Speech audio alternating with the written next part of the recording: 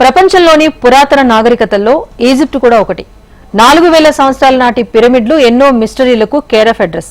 ఎటు చూసినా ఇసుకతో నిండి ఉండే ప్రాంతంలో టన్నుల కొద్దీ బరువు ఉండే రాళ్లను ఎలాంటి టెక్నాలజీ లేని రోజుల్లోనే పిరమిడ్ల నిర్మాణంలో ఎలా ఉపయోగించారు అనే ప్రశ్న శతాబ్దాలుగా మనిషిని వెంటాడుతూనే ఉంది.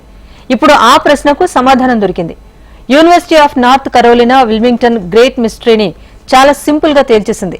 ఎలాంటి యంత్రాలు లేకుండానే టన్నుల బరువుండే రాళ్లు పిరమిడ్లుగా ఎలా మారాయో క్రిస్టల్ క్లియర్ గా రిపోర్ట్ ఇచ్చేసింది. ఇందుకు పిరమిడ్స్ ఆఫ్ గిజా మిస్టరీని university of North Carolina Wilmington ఎలా ఛేదించింది? 4000 ఏళ్ల క్రితం ఆ పిరమిడ్ల నిర్మాణంలో ఏలియన్ల పాత్ర ఏంటి? అంతు చిక్కని ఈజిప్ట్ పిరమిడ్ల నిర్మాణం వెనుక మిస్టరీ ఏంటి? మానవ నిర్మాణమా లేదంటే గ్రహాంతరవాసుల చాతుర్యమా? University of North Carolina Wilmington రిపోర్టులో ఏముంది?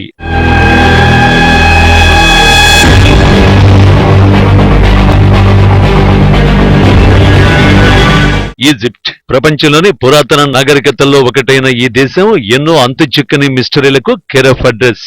ఈజిప్ట్ పేరు విన్న వెంటనే ఈ ప్రపంచానికి పిరమిడ్లే గుర్తొస్తాయి. సుమారు 4000 ఏళ్ల క్రితం నిర్మించిన ఈ పిరమిడ్ల విషయంలో అన్ని ప్రశ్నలే.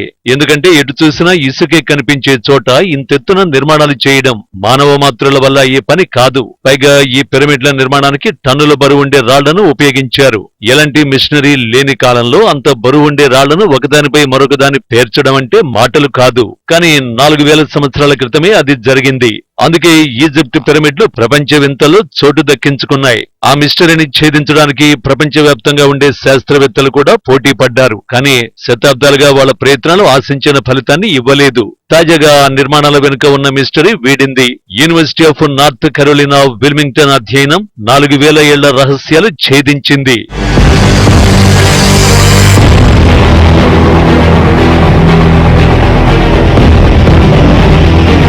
అహ్రమత్ ఈజిప్ట్ పిరమిడ్ల నిర్మాణం వెనుక అసలు రహస్యం ఇదే. భూమిలో పూడుకుపోయిన 64 కిలోమీటర్ల పొడవైన నైలు నది పాయ అహ్రమత్తును శాటిలైట్ ఫోటోల ఆధారంగా పరిశోధకులు గుర్తించారు. వేల సంవత్సరాల నుంచి ఎడారి కింద మరుగున పడిన ఈ పాయ 31 పిరమిడ్ల పక్క నుంచి ప్రవహిస్తున్నదని, పిరమిడ్ల నిర్మాణానికి ఉపయోగించిన భారీ బండరాళ్లను ఈ పాయ ద్వారానే రవాణా చేశారని university of North Carolina Wilmington అధ్యయనం తేల్చింది.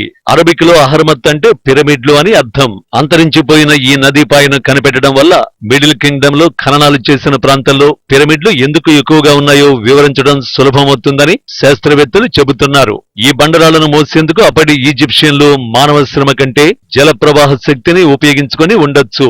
దీనివల్ల తక్కువ శ్రమ అవసరమవుతుందని university of North Carolina Wilmington అధ్యయనం చెబుతోంది. పురాతన ఈజిప్టుకు నైలు నది జీవనాధారంగా ఉండేది. ఇప్పటికీ కూడా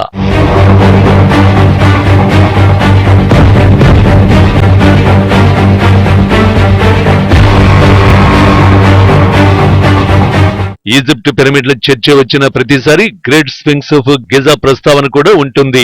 ఎందుకంటే పిరమిడ్లకు మించిన విచిత్రమైన నిర్మాణం ఇది. అంతేగాక కొన్నేళ్ల కిందట అంగారక గ్రహం నుంచి వచ్చానని చెప్పుకున్న బొరిస్కా అనే కుర్రాడు ఈజిప్ట్ లోని పిరమిడ్ల దగ్గర మనిషి తల, సింహం శరీరంతో ఉండే భారీ విగ్రహం స్ఫింక్స్ గురించి విచిత్రమైన విషయాన్ని చెప్పాడు.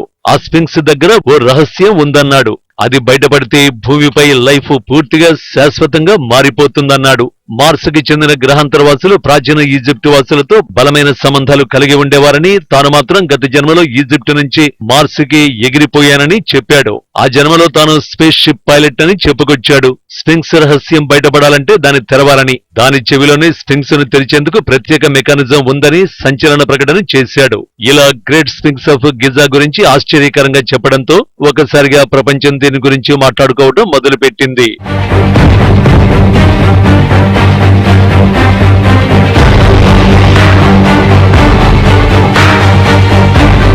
నిజానికి స్ఫింక్స్ ఓ జంతువులాగానో పక్షిలాగానో ఉంటే ఎవరికి ఆశ్చర్యం కలిగేది కాదు. కానీ మనిషి తల, సింహం శరీరం, తోక, గద్ద రెక్కలు ఉన్నాయి. గ్రీకు పురాణాల ప్రకారం గ్రీసులోని థేబ్స్ పట్టణాన్ని శిక్షించేందుకు దేవుళ్ళు స్ఫింక్స్ ని పంపించారు. అలా ఇది వచ్చిందని అంటారు. అసలు స్ఫింక్స్ అంటే గ్రీక్ భాషలో బంధించేది, పిండేసేది అని అర్థం. ఈజిప్టులోని పెద్దదైన గిజా పిరమిడ్ పక్కన ఇది ఉంటుంది. దీని ఎత్తు 65.6 అడుగులు, పొడవు 240 అడుగులు. స్థానికంగా లభించే భారీ సున్నపురాయినే ఈ విగ్రహ రూపంలో చెక్కారు. ఇది సూర్యుడిని చూస్తున్నట్లు ఉంటుంది. దీన్ని క్రీస్తుపూర్వం 2500 కాలంలో నిర్మించినట్లు చరిత్రకారులు చెబుతారు. పురాతత్వ చరిత్రకారుల ప్రకారం ఫారో ఖాప్రీ కోసం దీన్ని నిర్మించారు. సూర్యదేవుడు రాకి సేవలు చేసేందుకు నిర్మించారని ప్రతీతి. అయితే ఇదంతా ఓ అంచనా మాత్రమే. అసలు ఈ ఖాప్రీ ఉన్నట్టుగా ఈజిప్టులో ఒక ఆధారం కూడా లేదు. ఏ గోడలపైన వివరాలు లేవు. కొన్ని పాత ఈజిప్టు రచనల్లో గిజా పిరమిడ్ దగ్గరున్న అనుబిస్ అనే పదం ఉంది. స్ఫింక్స్ ని అనుబిస్ అంటున్నారని కూడా చెబుతారు.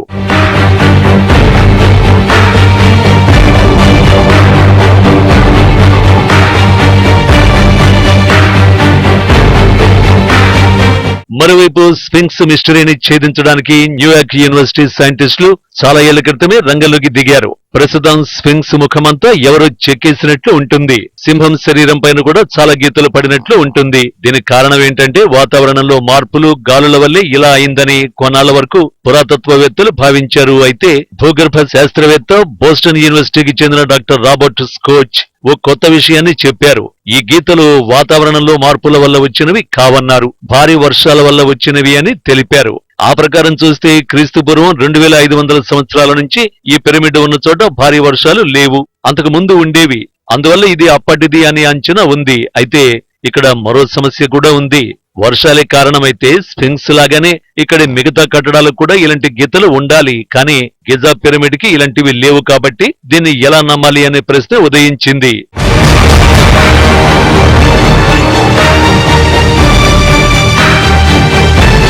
ఇదిలా ఉంటే ఆకాశంలోని సింహరాశి నుంచి స్ఫింక్స్ భూమిపై దిగిందని, క్రీస్తుపూర్వం 10,000 ఏళ్ల నాడు ఇది జరిగిందని మరో వాదన ఉంది. దీన్ని ఆధునిక పురాతత్వవేత్తలు కొట్టిపారేశారు. ప్రవక్త ఎడ్గార్ కాయిస్ 1932లో ఇలాంటి వాదనే తెరపైకి తెచ్చారు.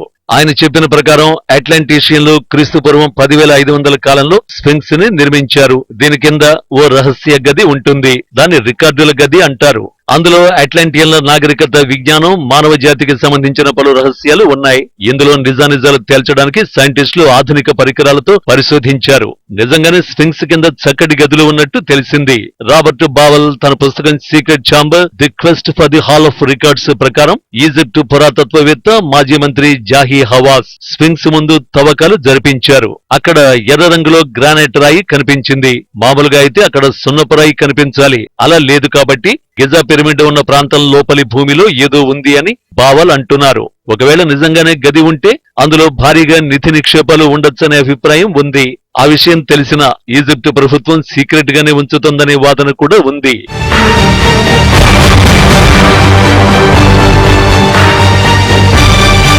గిజా పిరమిడ్ వయసు 4000 ఏళ్లుగా చెబుతున్నారు. మరి స్ఫింక్స్ ని అంతకంటే ముందే నిర్మించారన్నది మిస్టరీగా మారింది. ఇలాంటి జీవులు భూమికి ప్రాతినిధ్యం వహిస్తున్నాయనే వాదన కూడా ఉంది.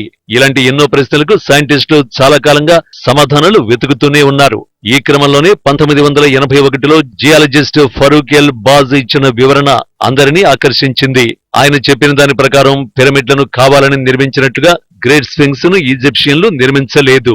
దీన్ని రూపొందించడంలో వాతావరణమే ప్రధాన పాత్ర పోషించిందని ఫరూక్ ప్రతిపాదించారు.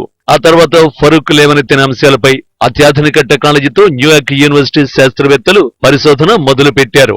ఈ పరిశోధనలో ఫరూక్ చెప్పిన దాంట్లో చాలా మటుకు నిజమే ఉందని తేలింది. ఫ్లూయిడ్ మెకానిక్స్, కంప్యూటర్ సిమ్యులేషన్లు ఉపయోగించిన న్యూయార్క్ యూనివర్సిటీ సైంటిస్టులు వీటిలో ఓ భారీ రాయి ఎడారి ఇసుక ద్వారా ఏర్పడినట్లు చేసి దానిపై గాలి విసురుగా వచ్చేలా పరిస్థితులు సృష్టించారు. అందులో పలు కోణాలను పరిశీలించగా స్ఫింక్స్ ఆకారం వచ్చింది. అంటే గాలికి రేగిన ఎడారి ఇసుక ఒక దిబ్బ ఆకారంలోకి రాగా దానికి అబురపడిన ఈజిప్షియన్లు ఈ మనిషి మొహాన్ని, సింహం శరీరాన్ని చెక్కి ఉంటారని పరిశోధకులు పేర్కొన్నారు.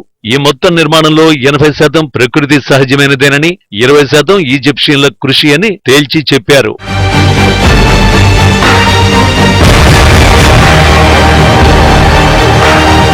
ఓవరాల్ గా న్యూయార్క్ యూనివర్సిటీ శాస్త్రవేత్తలు, university of North Carolina Wilmington సైంటిస్టులు తేల్చింది ఒక్కటే: ఈజిప్ట్ పిరమిడ్ల నిర్మాణంలో గ్రహాంతరవాసుల పాత్ర లేదని, నైలు నది పాయను ఉపయోగించుకుని మనుషులే నిర్మించారని తేల్చేశారు. అయితే మరికొన్ని ప్రశ్నలకు ఇంకా సమాధానాలు దొరకాల్సి ఉంది.